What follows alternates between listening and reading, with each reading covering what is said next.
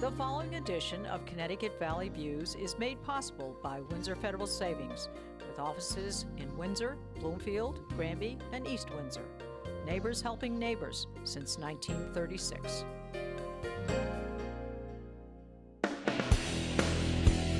Join me, Susan Regan, host of Connecticut Valley Views, the most widely watched interview program on Connecticut Public Access TV. Proof to the people is the byline, insight without bias, generating a 360 perspective. Our mission is to focus on topical subjects with thought-provoking interviews regarding municipal leadership, current affairs, educational and political topics, as well as key destination points in New England.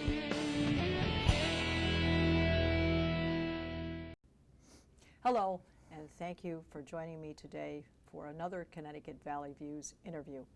My guest is Elin Swanson Katz, Consumer Counsel for the state of Connecticut, Office of Consumer Counsel.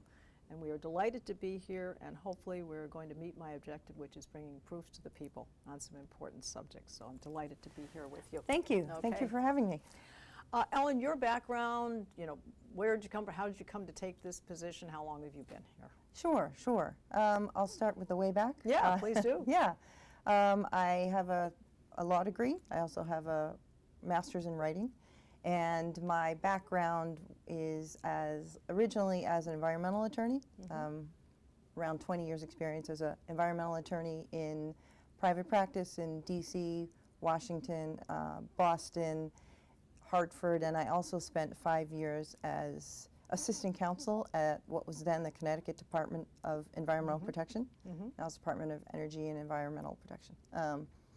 And along the way, I ran for the West Hartford Board of Education, and I met the governor, Governor Malloy, before he was governor then, during that process, and got to know him. And I also became interested in the junction between environmental law and energy. I mean, I think the overlap is obvious to people now, but it was something that was building in my career. I ran into energy issues more and more, and I felt, and I still feel, that energy issues are going to be one of the great challenges for not just our generation, but for my children's generation.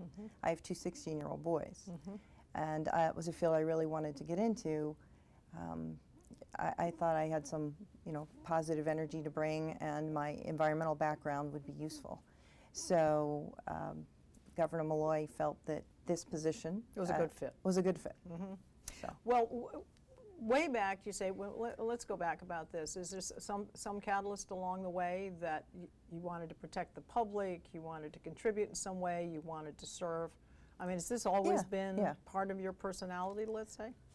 Yeah. Always felt that we have an obligation to contribute, to make our mark, to try to make the world a better place. I tell my kids that all the time. We're very fortunate, and I feel that we have an obligation to give back. And not only that, I feel that's what gets me out of bed in the morning. That's what makes me excited about this job. My current job is representing the people of Connecticut on issues relating to energy, natural gas, water, and telecommunications. And that's a huge responsibility, but it's also a wonderful responsibility. Yes. Well, we're talking about the people of Connecticut. Do they send you a lot of emails? Do you get a lot of things, a lot of communication from them directly? Yeah, we do. We are not the first line if you have a complaint about your energy bill. There's a Public Utilities Regulatory Authority, which is in this building, that has a Consumer Protection Bureau. So if you have a complaint about your energy bill, those are the people you call first, after you've called CLNP or UI or whomever. Nonetheless, we still get lots of calls from consumers who are frustrated about their bills, or need help with water, or their energy, their electricity is about to be shut off. Or here's an example. We recently saw the Frontier purchased AT&T. The cutover started. Didn't go very well. It's in the process. Yes. So we heard from a number of consumers, that their internet was down or they were unhappy with the issues, and we talked to them. We try to steer them to the right people. And I also, because the Attorney General and I negotiated actually the settlement between AT&T and Frontier on the transition, and it was approved by the Public Utilities Regulatory Authority. I mean, we weren't the only players. Sure. But, so I called them and I said, I'm hearing from consumers that there's a problem. How quickly are these issues going to be resolved? I made that call just last night and got assurances that things would be resolved quickly. So we haven't gotten any calls today, so I'm hoping that's a good news. That might be one piece of paper off your desk, hopefully. Yeah, but we'll keep, that's something we'll keep monitoring, how things are going for consumers. Sure. All right, now, Consumer Counsel, just give us a quick definition of all of the things that fall under your jurisdiction. Sure. Consumer Counsel, in this sense, counsel means attorney. Yes. Not counsel of people. Right. So I am the head of a very small state agency. This is it. 13 people in my office at the moment. Is that larger than when you, how long have you been with the department? I have been here 3 years. 3 years, okay. Yeah. So have you enlarged it?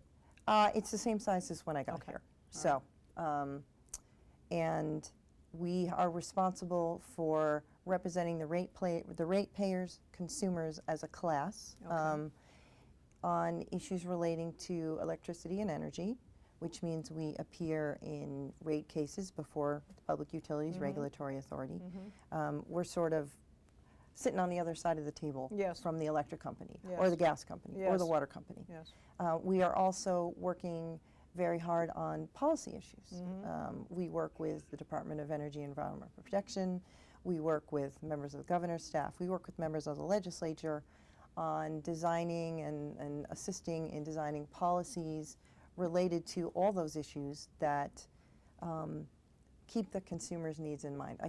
I always say it's my job to bring the consumer's voice to the table, to continuously remind people, no, that policy has a real impact on this person and this person's ability to pay their bills, or this person's ability to put solar panels on their roof, or really try to remember that behind all of these issues we talk about are real people and real experiences. And I know everyone's aware of that in sort of the grand sense. Yeah, but what's on your street? What's on your street, yeah. It really matters. Yeah, very much, very much. And people need to be heard. And I think this is one of the things, I think it's well, obviously it's a good thing that you exist because you're a gatekeeper for all of these issues. But the fact of the matter is that's what people look for in politicians. Right. And they're not finding it these days. Their voice is not being heard, or at least not being reflected in the same tone in which the people are speaking. So you're serving a very good and positive role for people. There is actually some place I can go and get some sort of response back. Yeah, yes. And I hear from people all the time that when they call my office, even if we can't help them, even if it's an issue point them in the direction. with respect to their credit card that I don't have jurisdiction over, the people that answer the phone are very nice and very helpful, and we always try to answer our emails. I'm incredibly lucky. I have the greatest job in the world. I was appointed by Governor Malloy, confirmed by the legislature, but I am independent, and I have 5 years, a 5-year term of independence, and so I really truly work for the people. And certainly we interact with and we've worked with people at all levels of government and consumers, but at the end of the day, the people that I answer to are you and the people sitting behind the camera. And you mentioned they're not finding it in politicians. That's correct. I think we're at a point where there's such a distrust of government that it's causing a crisis. And it's really a shame because truly our government is made up of people, of the people for the people. And so one message that I've gotten in this job continuously is bring the government closer to the people.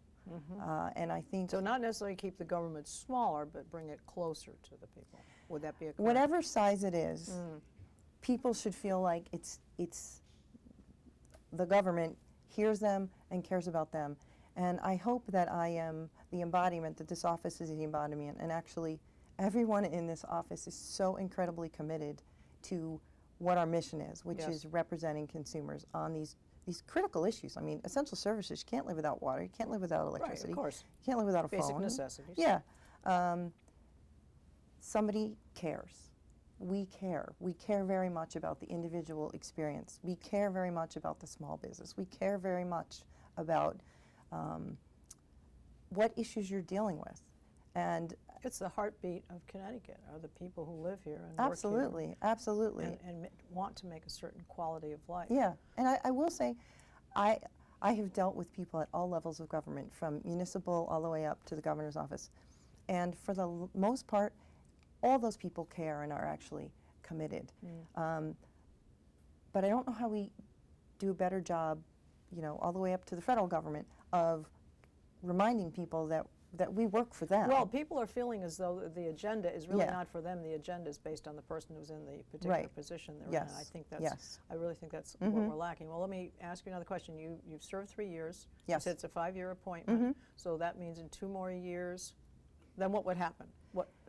Well, How would you stay, or how, or what? I would hope that I would be at least considered for reappointment, and that would be lovely. But the best advice I got when I got this job was to do this job like you're only going to do it for 5 years. So you don't worry about who you're Right, bosses. making angry. You're right, You know, right. you go out and you advocate zealously and appropriately for the people of Connecticut, and you don't worry, well, that person may reappoint me, or that person may vote on me, and if I upset them, I've sort of tried to take that off the table and say, I'm going to do this for 5 years, and if I do it well enough to the best of my abilities, Yes. maybe I'll be considered. But if not, I'm going to leave this office knowing I You've gave done my heart everything and you soul can. to it. And quite honestly, if you've done a great job, and for some reason were you not to retain it, truthfully, there are so many other places that you would make a good fit in any case. So you have this Well, thank you. background, this opportunity, all of what you've done prior towards that, all goes forward to something else. When one door closes, another door opens. But I would believe think that. if you've done a good job, your real boss is the people, Right, not the person who's absolutely. appointed you. And I can see Absolutely. that that's the way you think about it. Well, let's get to the heart of the matter that's Sure. right on the front page. It Sure. has been on the front page Yeah. yesterday, the October 28th, Yes. and today, the 29th. You obviously have the CL&P thing. And Yes. you give us it's in the paper, but give us your personal of how it came about and your position. Sure. on it. Well, just a little bit of background. Yes. Connecticut Light and Power, our largest utility, is in right now for a rate case on their distribution rates, which is the portion of your bill, and maybe we'll talk about that later, that relates to distribution. In other Yes. words, the poles, the wires, the infrastructure that delivers electricity, not the electricity itself. Right. And so there has been a lot of concern about different aspects of the case. And along the way, we became concerned that we were not getting information in as forthright a manner as we had wanted with respect to one particular expert. And so we filed a motion a few days ago seeking to strike that expert's testimony and for some penalties around that. But I want to be very respectful of the fact that the motion is pending. It speaks for itself. CL&P has to have their right to be heard. And so there is an administrative hearing here in PURA before the Public Utilities Regulatory Authority. And it's their decision to make. So you're going to let the process take its course. I'm going to let the process take its course. I will say, since it ended on the front page of the Hartford Courant, it obviously caught a lot of people's attention. It's by no means, these accusations that I've made are not something I do not do lightly. We gave it in this office a great deal of thought. We tried to do it in the most measured, responsible manner we could. But at the end of the day, I represent the people, and I felt the people weren't getting the information they needed. The big red flag was the enormous increases that they were looking at that get passed on to the consumers. So your first red flag is the whys, and then when you asked the why part, what you found, and correct me if I'm wrong, is that you got bits and pieces of information, because one of the things that you had said was, you had asked actually, Mr. Spanos, is that correct? Correct. Okay. Mr. Spanos had brought to you the fact that, he had a great deal of experience, and that these were the reasons why they needed to do it, and that there were large depreciation on their all of their equipment and so forth. And you said, and he said, and I've never been questioned about this before. And that was a kind of a second red flag. And I believe you asked, And so no one else in any other state has never questioned why you asked for an increase? No, absolutely not. Until then you asked for paperwork for that, and you were getting bits and pieces and redacted pages or however that was put together. That was a kind of a third red flag. Is that, have I got the right order? You have summarized our motion very, Okay. very well. Okay. Yeah. All right. So having said that now, what do you see as a process time for this?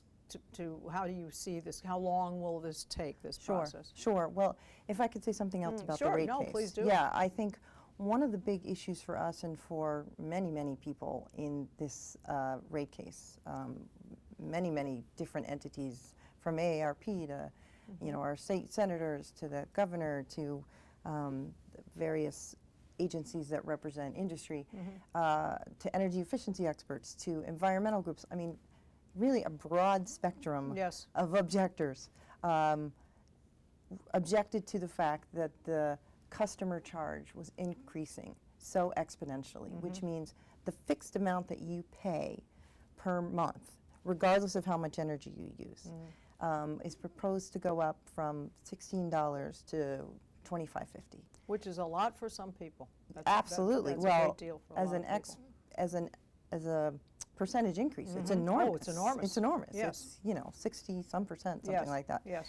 And so to have everyone's bills bump up that much on the distribution portion Yes. creates all sorts of alarm bells in my mind and in lots of people's minds. First of all, there were public hearings on this rate increase, and we saw turnout at those public hearings like we've never seen, at least in my tenure and in recent memory. And I heard, again, this is when you talk about bringing government to the people.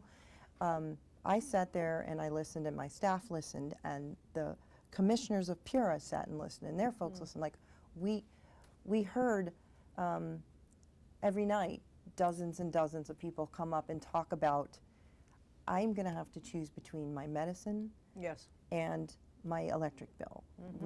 Those are the messages we've heard. We heard folks who said, I have a pension, or I'm disabled, and fixed income, and I have one light in my house that I keep on at night. And that's a security measure. See, people keep lights on outside their house for security. Absolutely. And it's an untenable situation. Energy prices in New England as a whole are very high for lots of reasons. Yeah, we're some of the highest, I believe, in the United States. And none of us in this state or even in this region can wave a magic wand and fix that. But in the meantime, we have to do what we can to help people who are most vulnerable. And it's not just people who can't afford it. Of course, that's an issue. But not having adequate electricity or having your lights shut off leaves you vulnerable. It's a health issue. It's a real Now, hazard. and not so much in defense of, I believe one of the things is that I believe that CL&P said that they give a good deal of money, somewhere in the millions, to contribute towards people who can't pay for their electric bills. They do that. I don't Well, to be fair, yes. the rest of us, consumers, support those who can least afford it, appropriately so. Yes. All right? Part of our bill that we pay, Yes. then that goes to, that's a line item That's there. a line item where we help support those who are unable to pay their bills, and CLP does have a certain amount of payment plans and things like that. But it's a responsibility that we all share. Yes.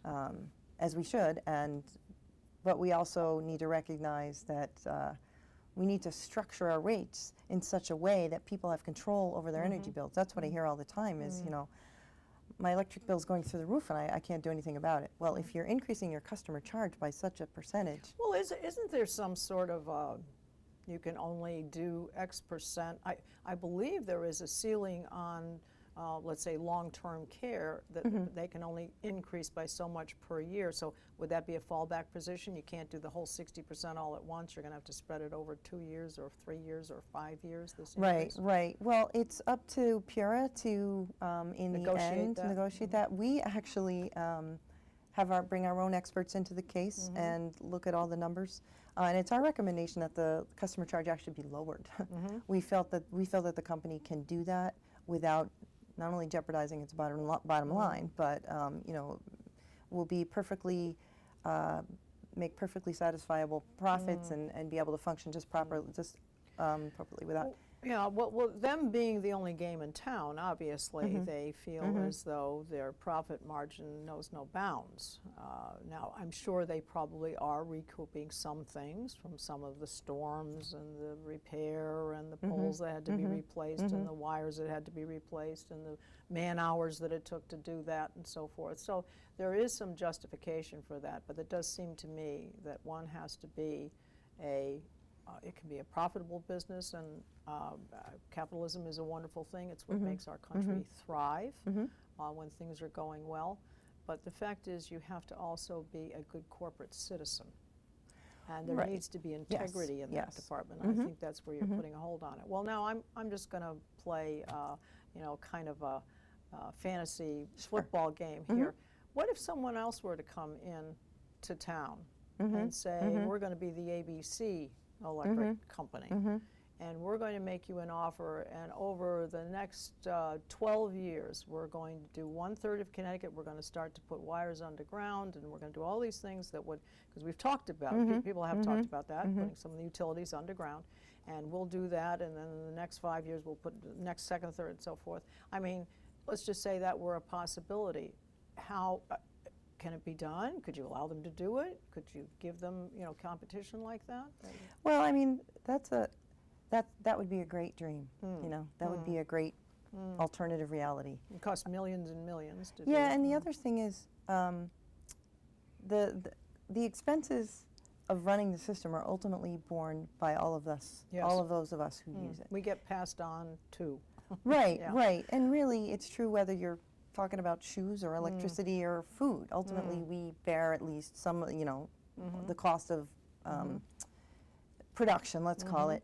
And to bury all the lines in Connecticut, the estimates are somewhere north of $1 million a mile. Yes. So when you think of how much it would cost, and then how much consumers would end up paying for a system like that, regardless of who ran it, I don't think that would be necessarily the best answer, the best way to bring our rates down. And the other point is, undergrounding is wonderful, except when it's not. Because then you can't get there to You fix it. can't get at it, and if you have a lot of shoreline communities, and we know with global climate change, we see, sort of more and more flooding. When your underground lines flood, that creates all sorts of problems, and again, harder to fix. So. It's a knotty problem, so there's not one single answer. We need wireless. We need a wireless system.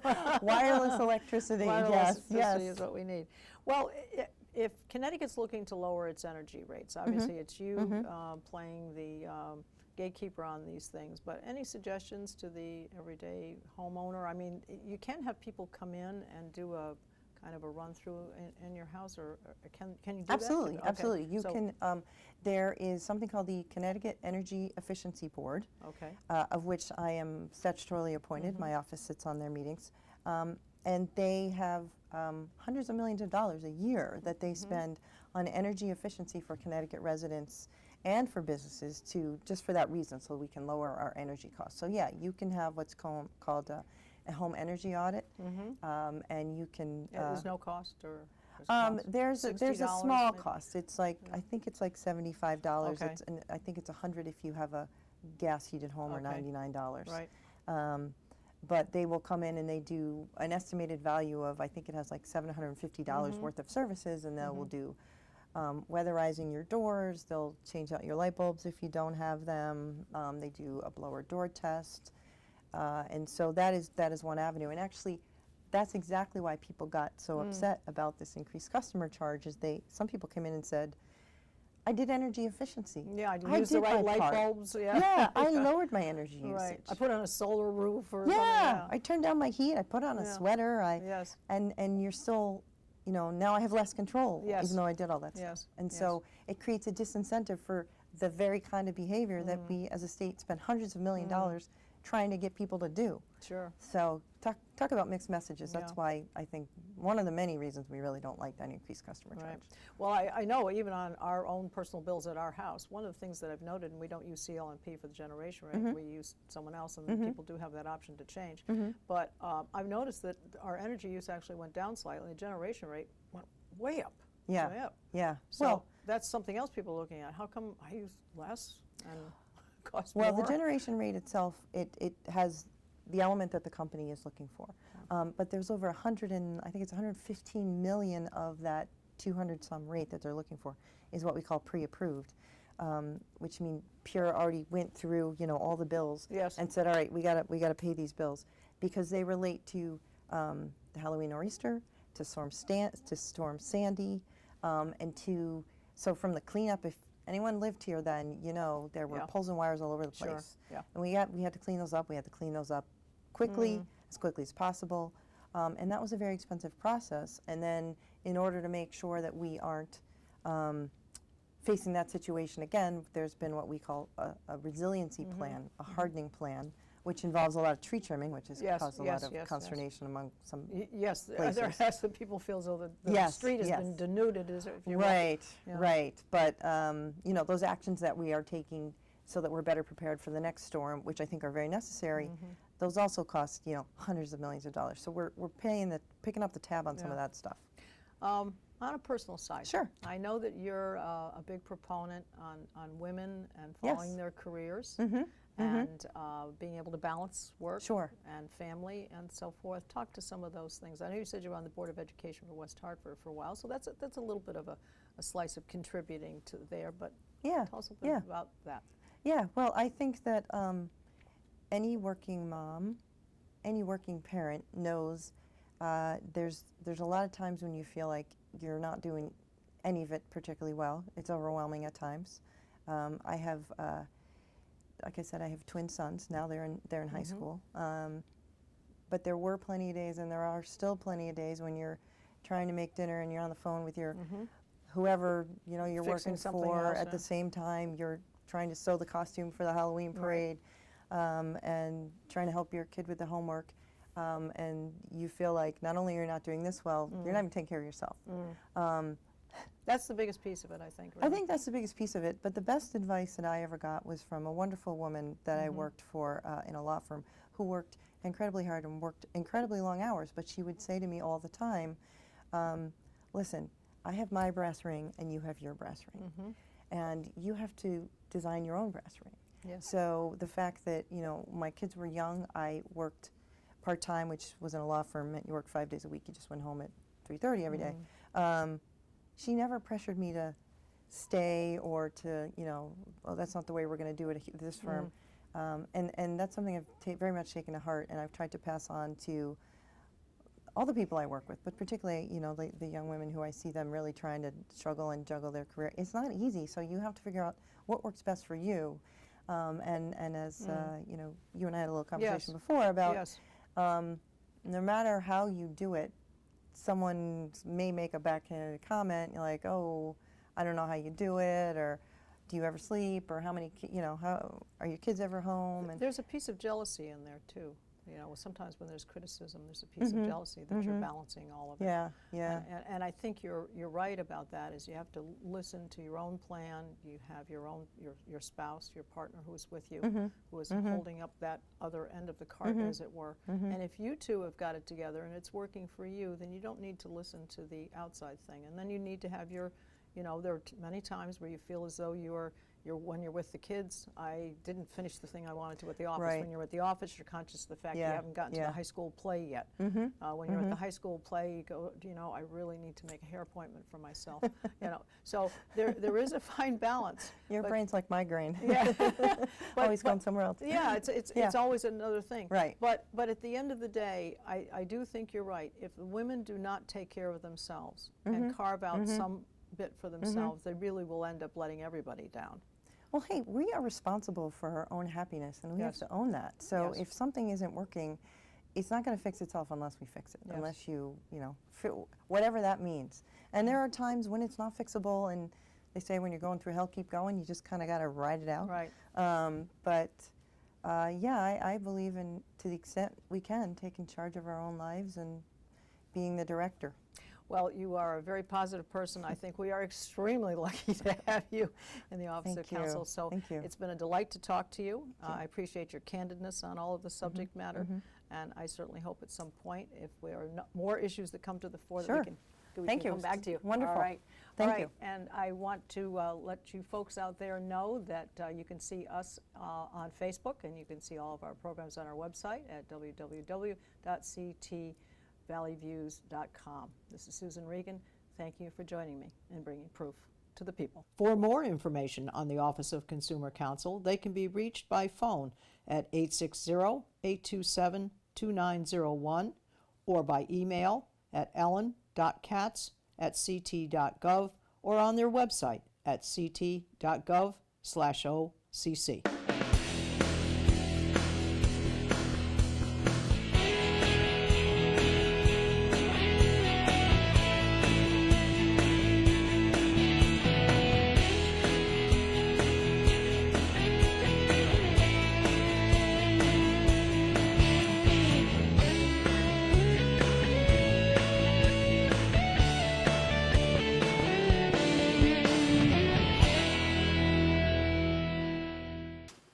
Our thanks to Windsor Federal Savings for making this program possible.